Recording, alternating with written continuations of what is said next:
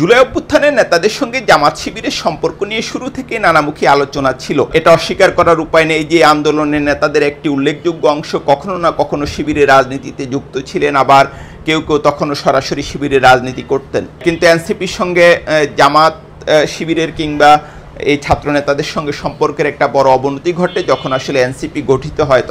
তখন যেটা দেখা যায় যে সাবেক শিবির নেতাদের একটি বড় অংশ এনসিপি থেকে ছিটকে পড়ে এবং পরবর্তীতে তারা আপ বাংলাদেশ নামে একটি নতুন সংগঠন গড়ে তোলে। যদিও তারপরও এনসিপিতে জামাত শিবিরের সাবেক নেতাদের একটা উল্লেখযোগ্য অংশ ছিল, বিশেষ করে তৃণমূল পর্যায়ে এনসিপির যেসব কমিটি গঠিত হয়েছে তাতে সংখ্যাগরিষ্ঠ লোকজনই সাবেক শিবিরের। কিন্তু এটা উল্লেখ করে রাখা প্রয়োজন যে সাবেক শিবির মানেই যে শিবিরের সঙ্গে তাদের কোনো সুসম্পর্ক রয়েছে তা নয়। অনেক সাবেক শিবির আসলে শিবিরের একটা কঠোর সমালোচক এবং তারা জামাত শিবিরের রাজনীতির বিরুদ্ধে তাদের একটা শক্ত অবস্থান রয়েছে।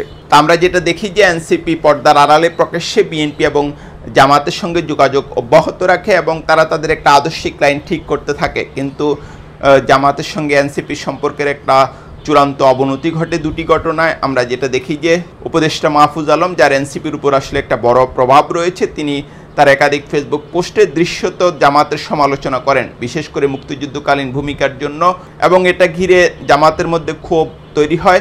পুরো পরিস্থিতি আরও একদম অবনতি ঘটে এনসিপি সম্পর্কিত দুইজন ছাত্রনেতা আব্দুল কাদের এবং বাকের মজুমদারের ভূমিকায়।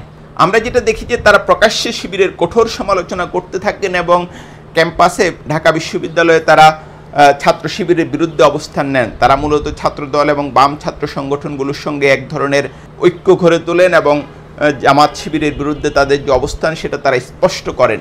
এবং পুরো পরিস্থিতিতে যেটা বলছিলাম যে জামাতের সঙ্গে এনসিপির সম্পর্কের বড় টানাপোড়েন তৈরি হয়। যদিও আসলে কয়েক মাস আগে প্রফেসর ইউনূস যখন পদত্যাগের ইচ্ছা ব্যক্ত করেন তখন সম্পর্ক পুনর্নির্মাণের একটা উদ্যোগ নেওয়া হয়।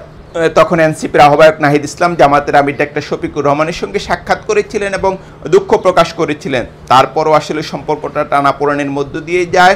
সাম্প্রতিক সময়ে এনসিপির চীন সফরের আগে ইসলামপন্থী রাজনৈতিক দলগুলোর সঙ্গে এবং আরও কয়েকটি রাজনৈতিক দলের সঙ্গে এনসিপির আরেকটা বৈঠক হয়। মূলত আসলে নাহিদ ইসলামের উদ্যোগে এই বৈঠক হয় এবং সেখানে এক ধরনের যুগপৎ আন্দোলন নিয়ে আলোচনা হয়। পরবর্তীতে আলোচনা এগোয় এবং 8টি সংগঠন একসাথে আন্দোলনে নামবে এমন একটা সিদ্ধান্ত হয়। কিন্তু যেটা দেখা যায় যে শেষ মুহূর্তে এনসিপি সে প্রক্রিয়া থেকে বের হয়ে যায়, আরও 2-1টি দলও বের হয়ে যায়।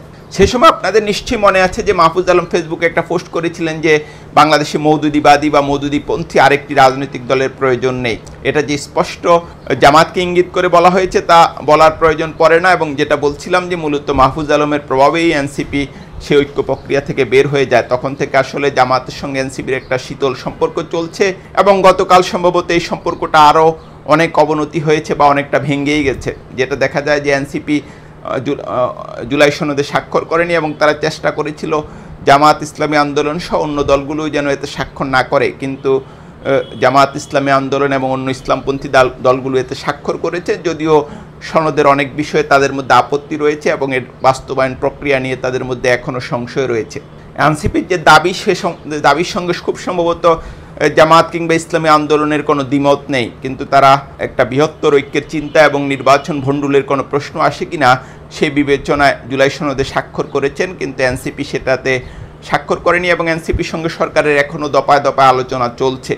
কিন্তু যেটা বলছিলাম যে জামাতের সঙ্গে এনসিপির সম্পর্কটা আসলে এখন খুবই তলানিতে পৌঁছেছে এবং অনেকটা ভেঙে গেছে। এই সম্পর্ক আসলে পুনর্নির্মাণ হওয়া এখন অনেক কঠিন। যদিও এটা আমি উল্লেখ করেছি যে এনসিপি নেতাদের একটা উল্লেখযোগ্য অংশ শিবিরের প্রতি তাদের এক ধরনের সিম্প্যাথি রয়েছে, কিন্তু এনসিপির আরেকটি অংশ তারা মনে করেন যে জামাতের সঙ্গে তাদের যদি কোনো ঐক্য হয় সেটা তাদেরকে একটা ইসলামিস্ট দল হিসেবে কিংবা ডানপন্থী দল হিসেবে চিহ্নিত করবে, যেটা তারা আসলে হতে দিতে চান না।